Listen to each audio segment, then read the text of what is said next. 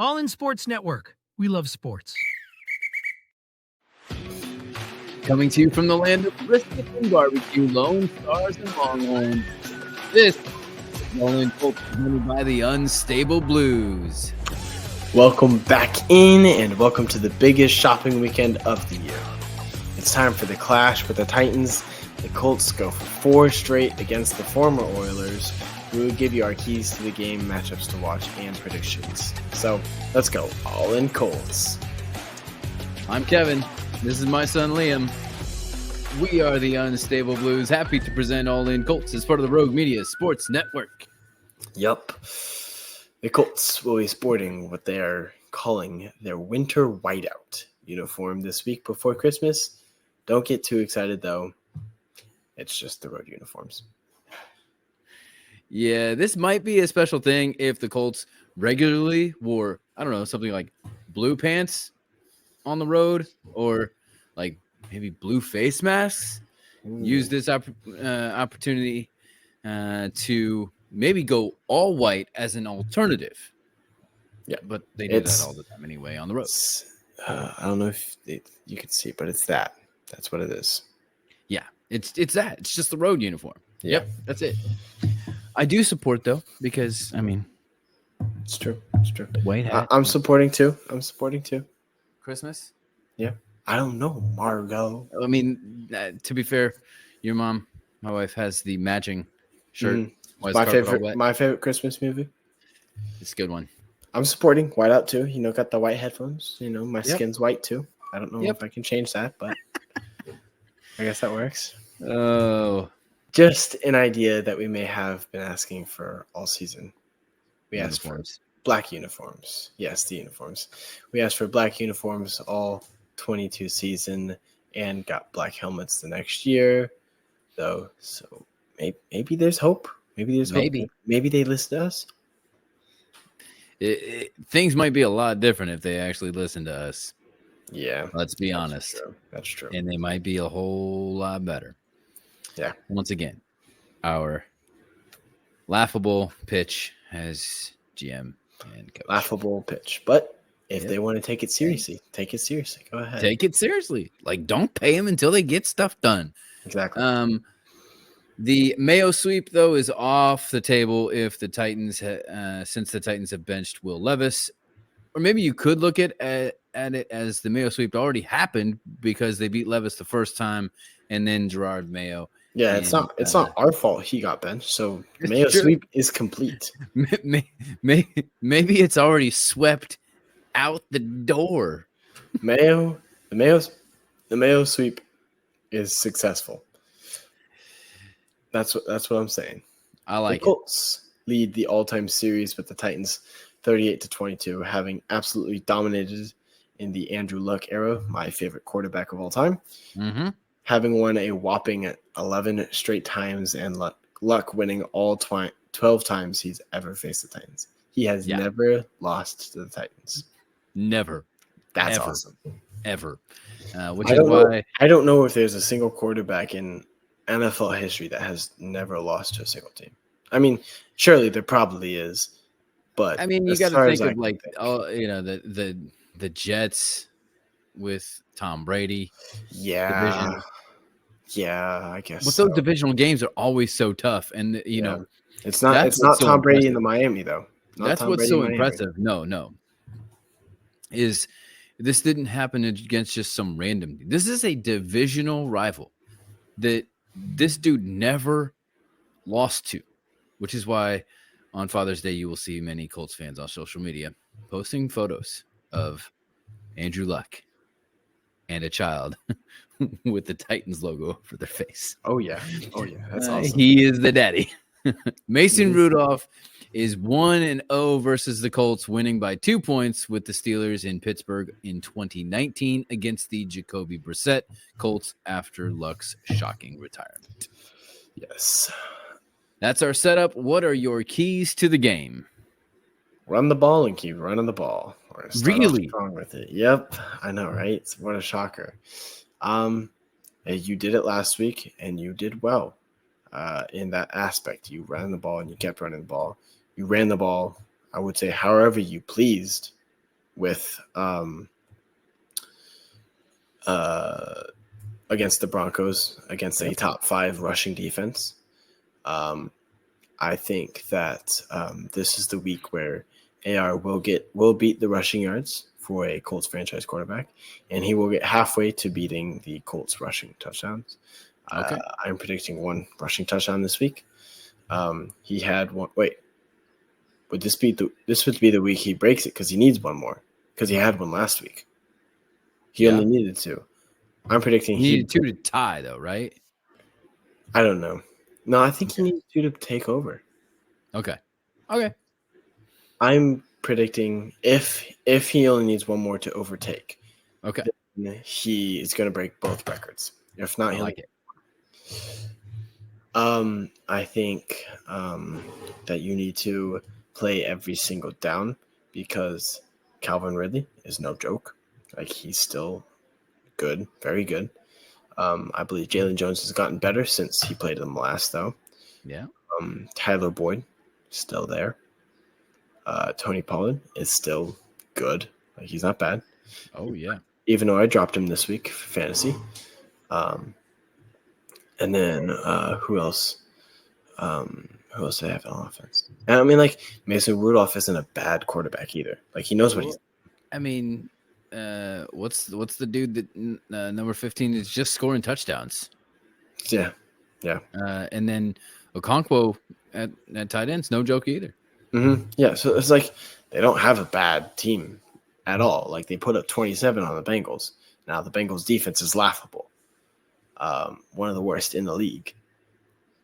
But and then on defense, you just whenever they're on defense. Okay. I said run the ball. Use Josh Downs. Please use Josh Downs. You did not use him last week. And I believe that is why you didn't have as much success on offense. You used JT, which is a lot of people argue is the best player on offense. But you didn't use the other 2 best people on offense, being Josh Downs and AR. You ran with AR, but you didn't pass or use his big arm with AR. I'm looking for deep shots, whether it be to Pierce, AD, Downs down the seam. That's a mouthful. Those type of things. And what I notice is whenever the Colts were leading in the Broncos game, they were leading in time of possession. We're in the time of possession battle. I like it. I'm going to kind of start where you almost ended, which is my last thing on my list, but might as well start there. Feed Josh first downs, JFD. He's our MVP. He is the MVP. Give him the ball. Like, end around stuff, short bubble screens, whatever you got to do to get the ball in the man's hands and let's go. Why are we not using him? I don't get it. They've done good job at some point of getting him on a linebacker, getting the matchup they want. Make sure you get him the ball. Where I was really going to start, protect the ball. Yep. That's it. Don't even worry about taking the ball. Just like with this team, protect the ball. They intercepted Joe Burrow 3 times. 3 interceptions on Joe Burrow. Joe Burrow. So protect the ball. Stop Tony Pollard. If you make them one-dimensional, make Mason Rudolph beat you. Now, I feel much better making Will Levis beat the Colts, but make them one-dimensional. It works every single time if you can do it. Every single time. Well, except last week. How is this possible? Keep all the receivers in front of you. You mentioned we mentioned some of those receivers, but they are fast. They are speedy. Keep them in front of you. Be the bend, don't break on that side of it. Make them one-dimensional, then bend, don't break, and make that. Wreck the Titans' weak O-line. We mentioned the weapons, but there is a huge problem on the offensive line. It just is. So go at them. Like the Colts D-line has trained for this moment to do what they can do against the Titans offensive line. That's the type of thing we should, like, NFL films kind of stuff there. Okay. Protect Anthony Richardson. The Titans front seven are dangerous.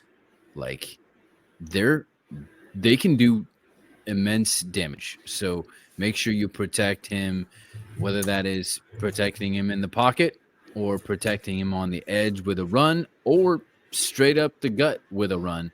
Make sure you get a hat on a hat block for the man. Okay. Yep. I want him taking on Landry. I want him taking on a safety. Feel much better about that one. Yep. Be simple. Be simple and consistent in your play calling, maybe even boring. I'm okay with a grind it out kind of win. Yeah. Not okay with doing fancy stuff that's going to all of a sudden backfire and blow up in your face. Like, I don't know, like a Nye Mitchell backwards pass where he flips the ball around and juggles it and tries to find the exact place to put his hands because he doesn't play quarterback. Yep. Stop it. Be simple and effective. I think the most creative thing I want to see is a flea flicker. That's it. Because that is well done. That didn't even work out well. Except exactly didn't work out. You can't even do that. So okay, maybe just the craziest thing is an end around. End around bubble screen. Totally. Where's the bubble screen? Like, where's the Josh Downs out bubble screen with Pitt out there blocking? Like, Pitt's a good blocker. Yeah. Like, let physical guy out there on the edge. Let's do something like that. Like, let's not get more creative than that. Okay. All right. And then take shots against their decimated secondary. Amani Hooker, I believe, is the only remaining starter from the first game from their secondary. Interesting. So they have injuries across that secondary. I said keep it simple, but part of the simplicity of the Colts offense is a deep shot. And so test that out early. And if it works, keep going, right? Yeah. You don't have Alec Pierce anymore. That means A.D. Mitchell is the deep threat now. So that means that he's going to have to get, do whatever shifty move and get up underneath the ball and catch it. Yeah. What are your matchups to watch then? I said two of them, or I mentioned two of them. One being Jalen Jones versus Calvin Ridley. Yep. And then the linebackers, whether it's speed. Actually, no, I'm going to go a different route. Tony Pollard versus Grove and Buck. Ooh. Not the linebackers. And then Womack versus Boyd, obviously. Those are kind of the three that pop up to me. And then on the offensive side of the ball, whoever they put up against Josh Downs, whether that be Amani Hooker or whoever it is, Josh Downs is going to cook them. And then JT versus that front seven that you met, or AR and JT versus that front seven that you had talked about. All right. I like it. Not many, but yeah. I am going to say Zaire Franklin versus Tony Pollard. Okay.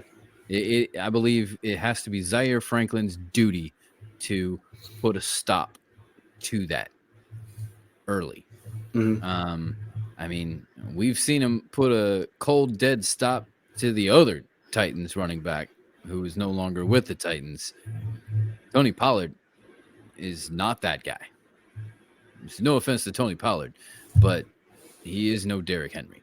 So it's time to put a stop to it, squash it so that the Colts can maybe get out to an early lead and force the Titans into an uncomfortable pass-only situation for them. I like it. I got a good one here. Okay. Liatu Latu versus JC Latham.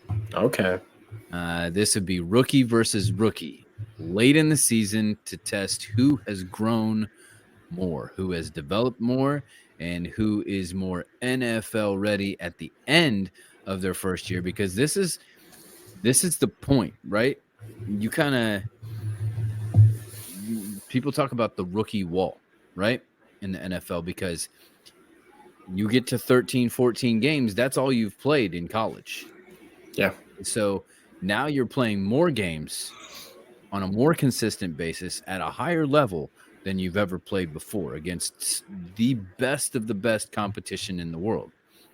So which one of those guys has built up the wherewithal and the stamina to perform in week 16 of the NFL season? Yeah, I like that. On the other side, completely other side, and completely, no, I guess it's the same side, but different sides of the ball. Bernard Ryman versus Jeffrey Simmons. Simmons is one of the best. And again, this is another 3-4 defense. Okay. Keep that in mind. Colts have only lost twice to a 3-4 defense now. Jeffrey Simmons is definitely one of the best defensive ends in a 3-4 defense, right? So you're not looking at a very nimble, but man, he can get after it, right? So Bernie may have his hands full over there with that one.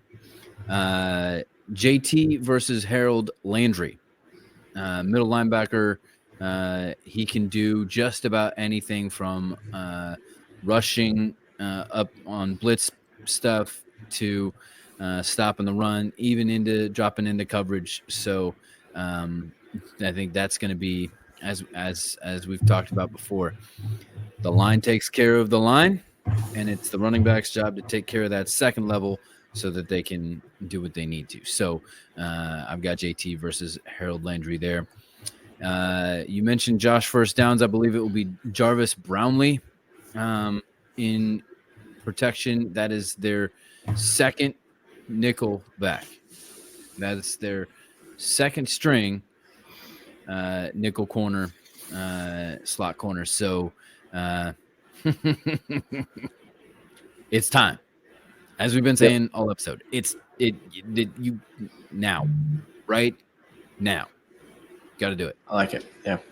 And then, of course, coaching, always a thing for me. Shane Steichen versus Brian Callahan. This is Shane Steichen's second year, Brian Callahan's first year. Both offensive-minded coaches.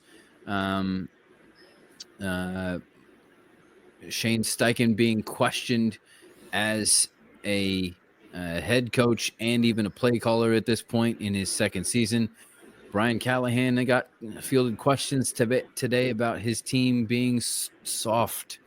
He did not appreciate those at all. There were a few colorful words in his answer and rhetoric to that one. So, young coaches, who's got it at this point in the season, right? Yeah.